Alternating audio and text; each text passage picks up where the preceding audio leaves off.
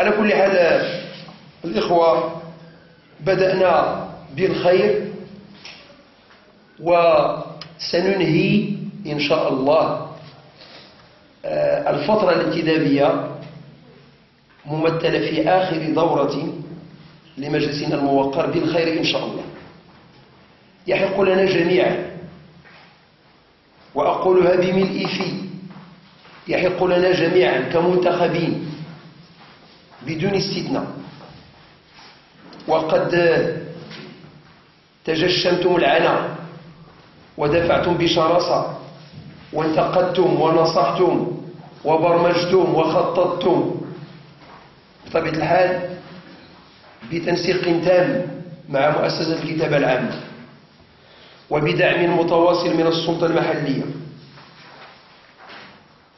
سلفها وخلفها لما يرضي ساكنة بلو المحترمة. يحق لنا جميعا بدون استثناء 15 عضوا، الكتابة العامة كذلك، السلطة المحلية والسلطة الإقليمية والإدارة المركزية، يحق لنا أن نفتخر أن المخطط الجماعي لجماعة 2 أقلو فيما يتعلق فيه باختصاصات المجلس وحده تم إنجازه بنسبة تجاوزت 90%، لولا الخطأ التقني الحاصل من طرف شركة أسندت إليها عن طريق القانون صفقة إنجاز مسالك وتعبيدها ديال الخنابيب وديال وكان وديال الكعدة. لو تم إنجاز هذين المقطعين لكنا شارفنا على 100% في ميدان الطرق. ماذا تبقى؟ علما بأن المخطط الجماعي أو ما يسمى بالمخطط الجماعي ولا إلى غير رجعة، يعني حده هو هذه الفترة الانتدابية، يعني ما غيبقاش مستمر في الاستحقاقات المقبلة اللي إن شاء الله نتمنى للجميع التوفيق. وإن كنت أرغب، هذا باعتباري الشخصي، أن يوفقنا الله جميعا لنؤتت هذا الفضاء، ولمن قضى الله له أمر النجاح سيستمر المرفق العام مستمر والبرامج ستستمر إلى أن يقضي الله أمرا كان مفعولا، إلى أن يرث الله الأرض ومن عليها.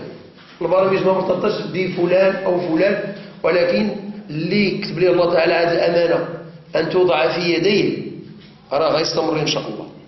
إذن الأجل بقى باش تستدرج اللي عليهم يكونوا على بينة، بقت أولا بعد جميع الصفقات جميع البرامج اللي برمجناها كمجلس موقر تم الوفاء بها.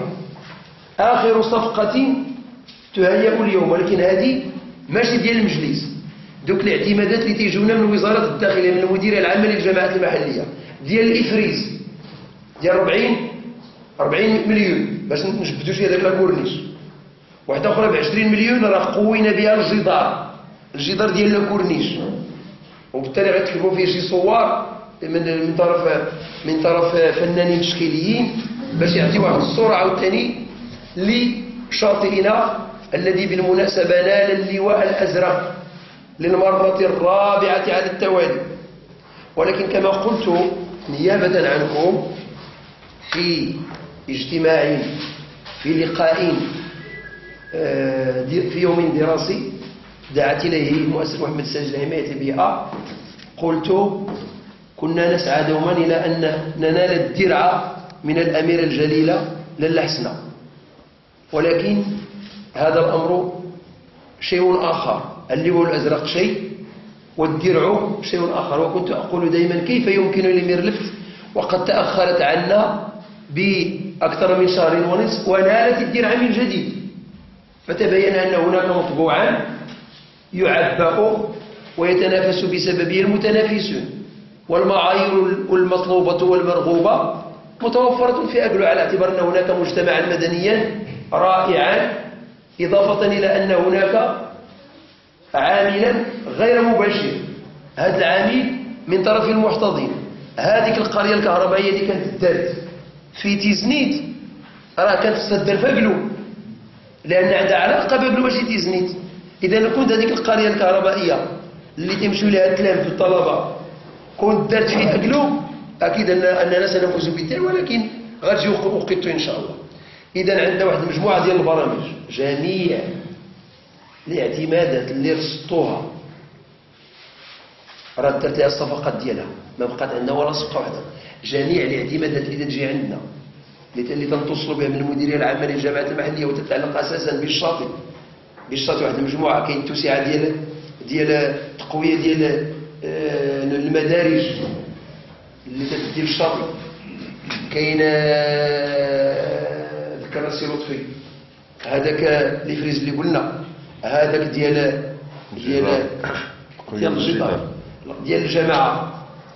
دابا ان شاء الله سنفتحوا عروض ديال داك البافيون اللي الجمعيات اللي موجوده راه غنوصلوا ليها شغلها حتى الدور ديال التجمع السكني ديالهم ان شاء الله. كذلك اللي بقى وهو بعض البرامج اللي تتعلق بشراكه مع بعض المصالح الخارجيه، على سبيل المثال المدرسه الجامعاتيه كاين شراكه بيننا وبين وزاره التربيه الوطنيه، واكدت على السيد الوزير مرارا وتكرارا، ولكن تيقول لك الاعتمادات ما كايناش. وصبرنا في 2014 15 وصبرنا في 15 16، ولكن ما بقيش غنزيدوا الصبر على 16 17 خصها تنفذ. كذلك انتم مشكورون،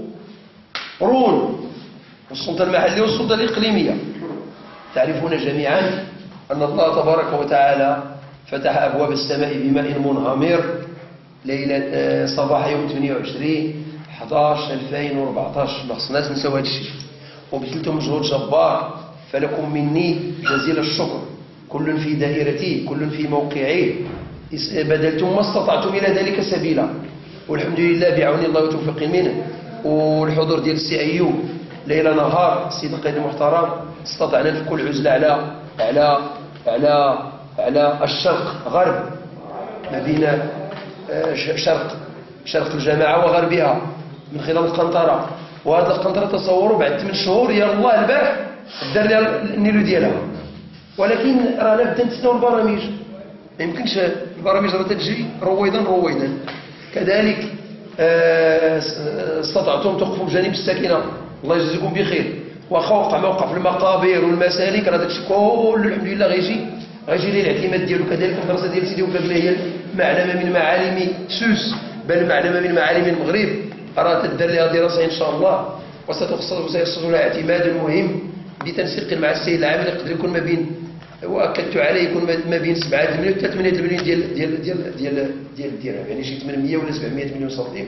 وهذا برغبه من السيد وزير الداخليه من خلال الزياره اللي داروا الساده الوزراء، وذكرتهم بان لها تاريخ، وقمنا الذكرى الألفية تحت الرعاية السامية لسيدنا الله يسلمك.